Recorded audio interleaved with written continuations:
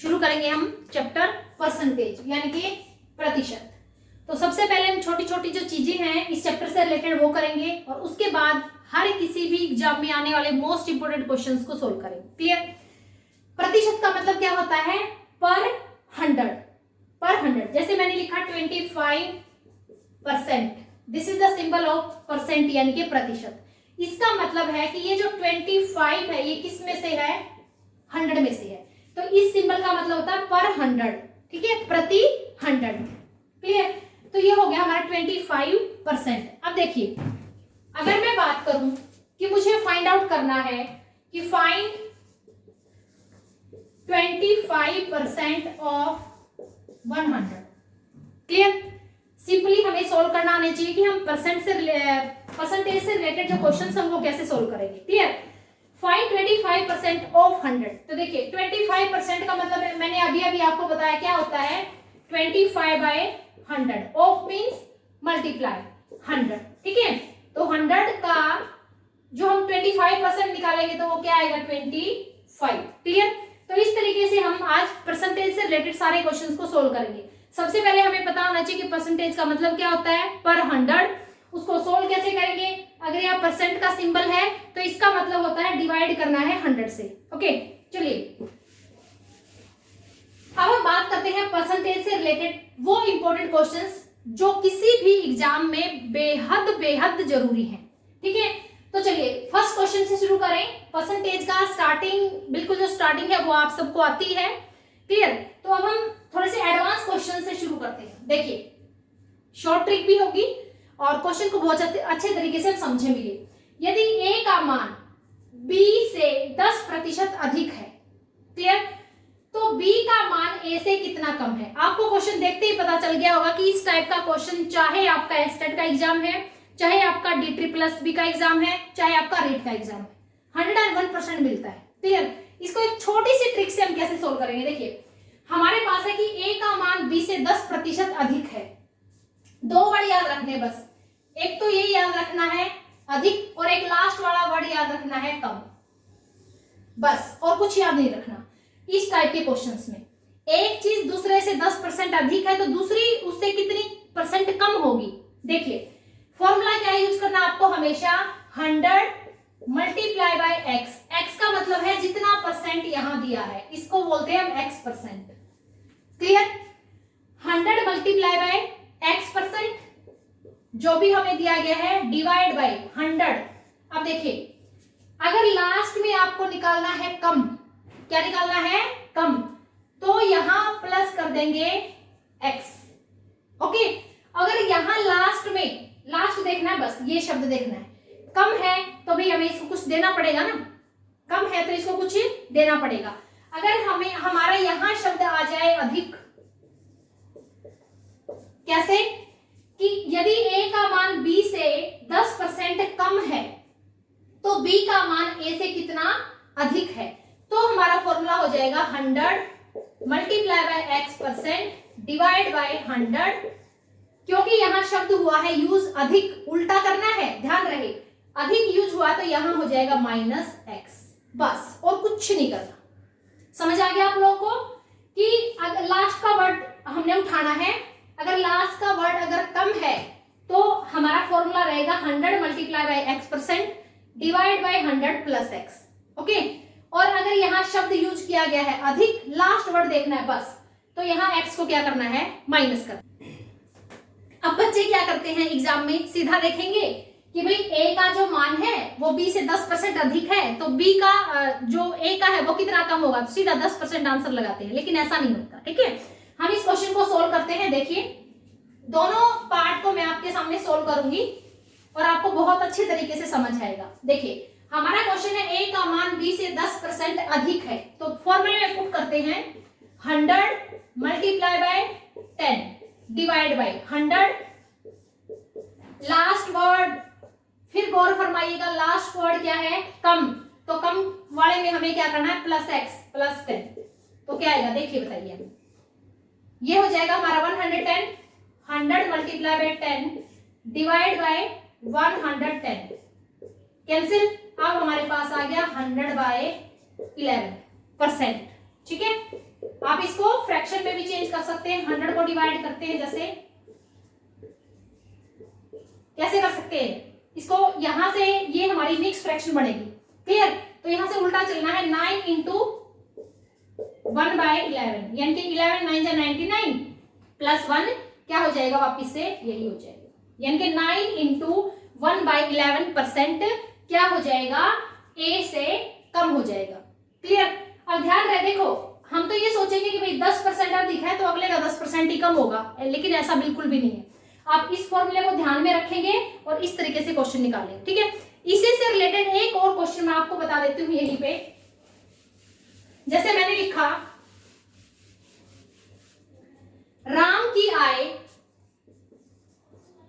राम की जो आय है,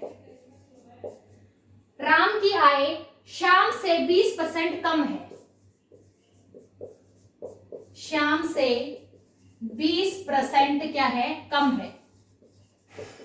तो राम की आय तो कम होगी, तो श्याम की आय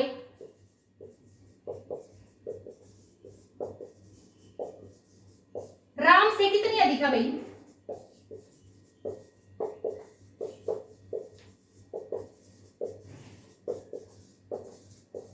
क्लियर। अब वही फिर बात मैं आपको बोल रही हूं, आपको लास्ट वर्ड पकड़ना है। यहां पे क्या लिखा हुआ है, अधिक। तो हमारा फॉर्मूला क्या था, 100 multiply by x divide by 100, ये तो सेम रहेगा। अभी क्योंकि यहाँ लास्ट में वर्ड यूज हुआ है अधिक, तो हमें क्या करना है, x को माइनस। अगर यहाँ शब्द यूज होगा कम, तो हमें x को क्या करना है, प्लस। Very simple, okay. निकालिए, 100 कितनी है, 20%, तो मल्टीप्लाई बाय क्या आ जाएगी, 20। 100 माइनस 20 कितना आ जाएगा, 80। तो देखो 4 और 25 यानी कि 25%। अब देखिए हम क्या करेंगे, कोई भी बच्चा है अगर सिंपली बोलेगा तो वही बात बोलेगा ना कि भाई जब इसकी 20% कम है तो अगले की 20% ही ज्यादा होगी। लेकिन हमने दोनों क्वेश्चन सोल्व किए और इस जो ये थिंकिंग है इसका क्या किया, खंडन किया। तो ये आ जाएगा 25%, क्लियर। बहुत इंपॉर्टेंट क्वेश्चन है, ध्यान से नोट कीजिएगा। अब चलते हैं नेक्स्ट क्वेश्चन नंबर 2 पे। चलिए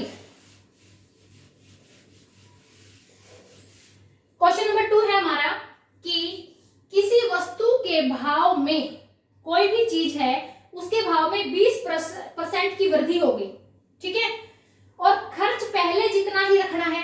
मान लो चीनी एक महीने में 10 किलो चीनी यूज होती है, ठीक है। अब चीनी के भाव 40 रुपए किलो से 42 रुपए किलो हो गए, क्लियर। अब क्योंकि चीनी का जो भाव है वो बढ़ गया, लेकिन घर वालों को तो चीनी 10 किलो ही यूज कर रही है, तो इसका मतलब कटौती करनी पड़ेगी। अब 42 रुपए किलो आ रही है ना, 42 रुपए किलो के हिसाब से आ रही है ना चीनी, तो इसका मतलब क्या करना पड़ेगा, उस 10 किलो को थोड़ा सा कम नहीं करना पड़ेगा, ठीक है। तो क्या करेंगे, इस प्रकार के क्वेश्चंस को किस तरह से सोल्व करेंगे।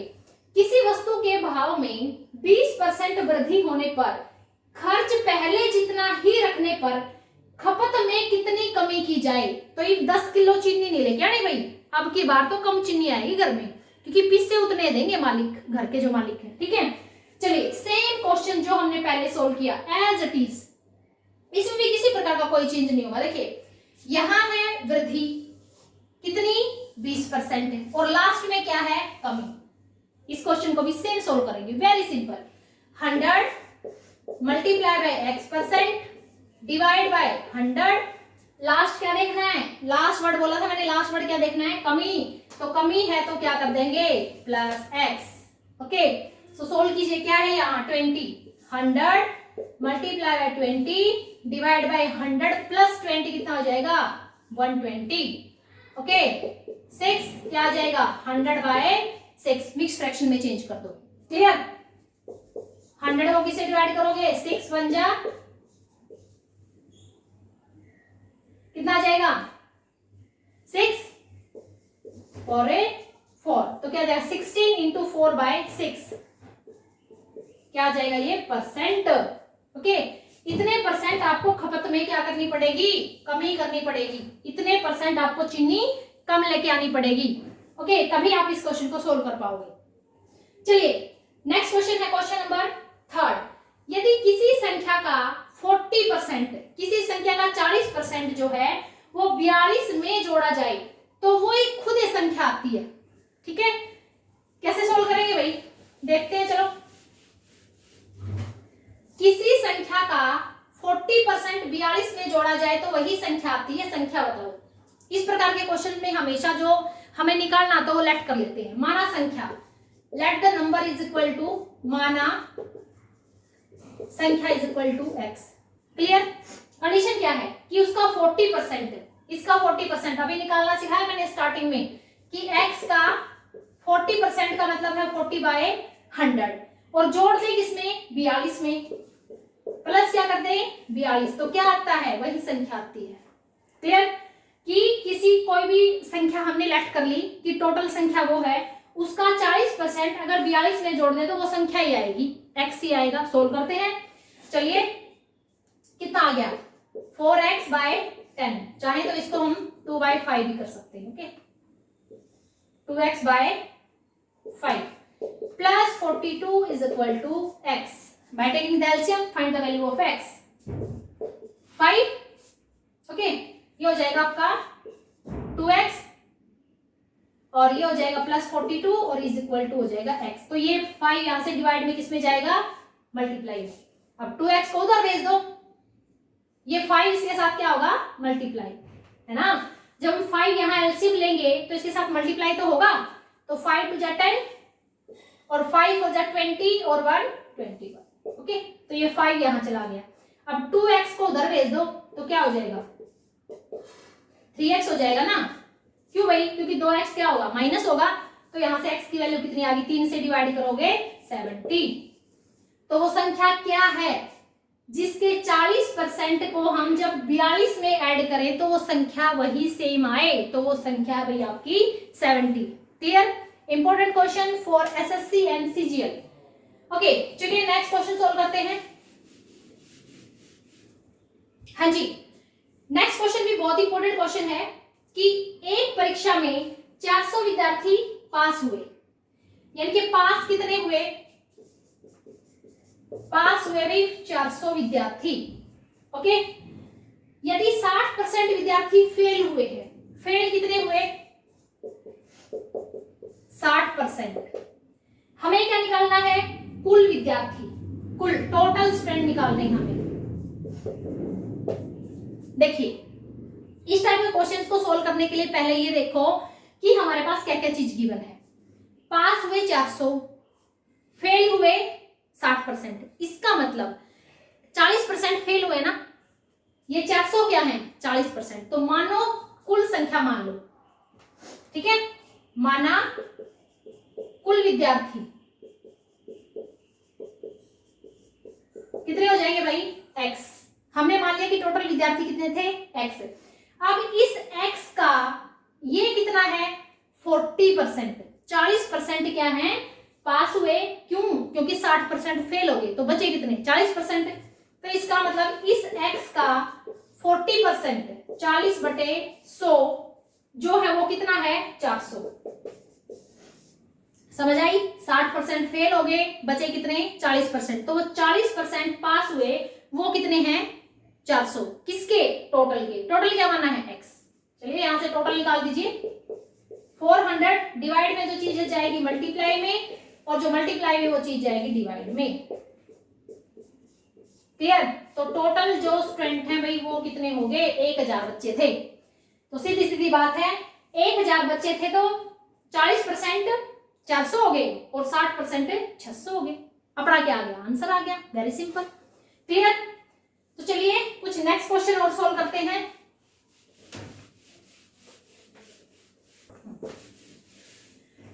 नेक्स्ट क्वेश्चन हमारा है कि एक विद्यार्थी एक परीक्षा में 40 अंक लेता है और 40 से फेल हो जाता है। यदि पास होने के लिए 40% अंक आवश्यक हैं तो कुल अंक बताओ। तो जब भी हमारे पास कुछ ऐसे स्टेटमेंट हो कि कुल अंक बताओ या कुल चीज बताओ, तो हम उसको लेट कर लेते हैं, मान लेते हैं। ठीक है, प्रश्न को समझने की जरूरत है कि एक बच्चे ने 40 अंक ले लिए और 40 अंक से फेल हो गया, इसका मतलब है कि पास होने के लिए कितने अंक चाहिए, 80 चाहिए ना। 40 ले लिए, 40 से फेल हो गया, पास होने के लिए 80 अंक चाहिए। और प्रतिशत कितना चाहिए, प्रतिशत चाहिए 40। तो हमने मान लिया जो हमें निकालना है कुल अंक, माना कुल अंक बराबर है x।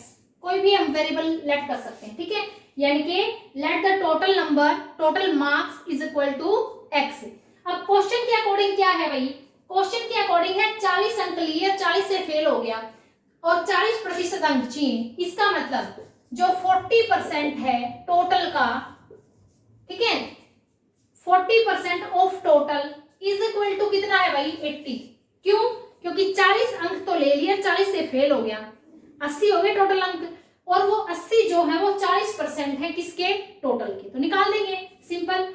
40% का मतलब 40/100 of x is equal to 80। हमें टोटल मार्क्स निकालने हैं, ठीक है, तो x is equal to 80 divide में मल्टीप्लाई में जाएगा और जो मल्टीप्लाई में वो डिवाइड में आएगा। ओके, कितना आ गया 2, ठीक है, तो कितने हो गए टोटल मार्क्स 200। क्लियर? यानी कि टोटल 200 नंबर थे, ठीक है, और उनमें से उस लड़के ने 40 अंक लिए और 40 से वो क्या हो गया, फेल हो गया। तो टोटल नंबर उस परीक्षा के कितने हुए भाई, 200 अंक हुए, ठीक है। चलिए नेक्स्ट क्वेश्चन ध्यान से सुनेंगे, इससे रिलेटेड हम 2 क्वेश्चन करेंगे, दोनों क्वेश्चन को ध्यान से सुनना है क्योंकि इस टाइप के क्वेश्चन भी एग्जाम में बार बार पूछे जाते हैं। मैंने क्वेश्चन यहाँ प्रीवियस ईयर के पेपर से ही उठाए हैं, सारे परसेंटेज से रिलेटेड, किस पेपर में किस टाइप का क्वेश्चन आया है मैंने वही उठाया है। ये नहीं है कि मतलब परसेंटेज से रिलेटेड मैं करवाती रहूंगी, इसका 40% कितना होगा, इसका 30% कितना होगा, इतना आप लोगों को सबको आता है। हमारा मेन फोकस है कि हम एग्जाम में अपने नंबर कैसे अच्छे ले पाए, ठीक है। देखिए मेरी आय 10% घटकर फिर 10% बढ़ जाती है, पहले 10% घटी फिर 10% बढ़ी, तो बताओ मुझे लाभ या हानि कितने प्रतिशत हुआ। तो हमेशा याद रखना इस टाइप के क्वेश्चंस में कोई भी चीज जब 10% घट गई और उसके बाद 10% बढ़ेगी तो हमेशा होगा लॉस, हमेशा क्या होगी, हानि, और वो कितनी होगी वो देखें। पहले क्या हुई है, पहले तो 10% घट गई फिर 10% बढ़ गई, तो जो घटी है वो और जो बढ़ी है वो, और डिवाइड बाय 100, ठीक है, तो कितना हो गया 1, यानी कि 1% जो है मुझे क्या हुआ, लॉस। क्लियर? इसी टाइप का क्वेश्चन एक ये भी आता है कि एक आदमी ने जो है टेलीविजन खरीदा, दो टेलीविजन खरीदे, एक 10% लाभ पे और एक 10% हानि पे, तो बताओ उसको कुल मिला के क्या हुआ। तो हमेशा यही फॉर्मूला हम वहां यूज करेंगे कि 10% पहला जो है 10% लाभ पे तो यहाँ 10 आ गया, दूसरा 10% हानि पे तो यहाँ 10 आ गया और डिवाइड बाय 100, ठीक है। ओके, तो यहाँ भी हमेशा क्या होगी, हानि होगी। क्लियर? मान लो कि उसको एक टीवी पे तो 20% का लाभ हो गया, अगले टीवी पे 20% की हानि होगी, तो टोटल क्या होगा, हमेशा लॉस, और वो कितना होगा, देखिए कितना हो जाएगा भाई, 4% हो जाएगा। क्लियर? इसी टाइप से ये क्वेश्चन बहुत छोटा क्वेश्चन है लेकिन बार बार पेपर में आता है। ओके, चलिए नेक्स्ट क्वेश्चन कर लेते हैं, थोड़ा सा और एडवांस, पेपर के लिए बहुत इंपॉर्टेंट। हाँ जी, क्वेश्चन है कि चावल के भाव में 20% की कमी हो जाने से, भाव में कमी आ गई, अब भाव में कमी आ गई तो उसी पैसे में हम ज्यादा चावल खरीद सकते हैं। तो अब ये कह रहे हैं कि 20 किलोग्राम चावल खरीद सकने वाला व्यक्ति, पहले उस पैसे में वो व्यक्ति 20% चावल खरीद पाता था, अब उसको क्या करना है कि कीमत वही रखनी है भाई, 500 रुपए का महीने में चावल आता था तो रुपए 500 का ही अब लेना है, अब कितना आएगा वो हमें बताना है। तो देखिए वही हमने जो क्वेश्चन किया शॉर्ट ट्रिक से, सेम देखो, यहां शब्द क्या है, अधिक, और यहां शब्द क्या है, कम, पकड़ लो उसी ट्रिक को, सेम, कि चावल के भाव में 20% की कमी और अब हमें चाहिए चावल कितना ज्यादा, तो क्या करेंगे, 100 multiply by x divide by last word क्या है, अधिक, अधिक है तो x को क्या करेंगे, माइनस। क्लियर? क्या है 20, देखिए 20 और 100 और डिवाइड बाय 100 माइनस 20 कितना हो जाएगा, 80, 4 और 25, यानी कि अब पहले जितना खरीद पाता था, पहले जितना खरीद पाता था उसका 25% और एक्स्ट्रा खरीद सकता है। तो ये आपसे पूछ रहे हैं कि अब वो कितना चावल खरीद पाएगा। पहले कितना खरीदता था? 20 किलोग्राम। अब इस 20 का 25% और खरीद सकता है, यानी कि 25/100 कितना गया? 4 5 जा, यानी कि 5 किलोग्राम चावल वो अब एक्स्ट्रा खरीद सकता है। तो टोटल अब वो कितना चावल खरीद पाएगा? 25 किलोग्राम, उसी रेट में, उसी पैसे में। क्लियर? तो ये क्वेश्चन भी देखो इंपॉर्टेंट क्वेश्चन है, और एक मतलब 10 सेकंड तो हमें लगे नहीं क्वेश्चन को सोल्व करने में। ठीक है, तो इस तरीके के जो क्वेश्चंस हैं वो हम अपनी हर एक वीडियो में जो एग्जाम ओरिएंटेड क्वेश्चंस हैं वो ही सोल्व करेंगे, फालतू का टाइम वेस्ट हम नहीं करेंगे। तो इसी से रिलेटेड और कुछ इंपॉर्टेंट क्वेश्चंस हैं, उनको हम अपनी नेक्स्ट वीडियो में सोल्व करेंगे। नेक्स्ट वीडियो में इससे भी और अच्छे जो एडवांस क्वेश्चंस है वो मैं लेके आऊंगी। तब तक वीडियो को लाइक करें, शेयर करें, सब्सक्राइब करें। अगर आपको क्वेश्चंस अच्छे लग रहे हैं तो आप कमेंट करके बताएं, और किसी टॉपिक पे अगर वीडियो चाहते हैं तो वो भी आप मुझे कमेंट करके बताएं। Thank you.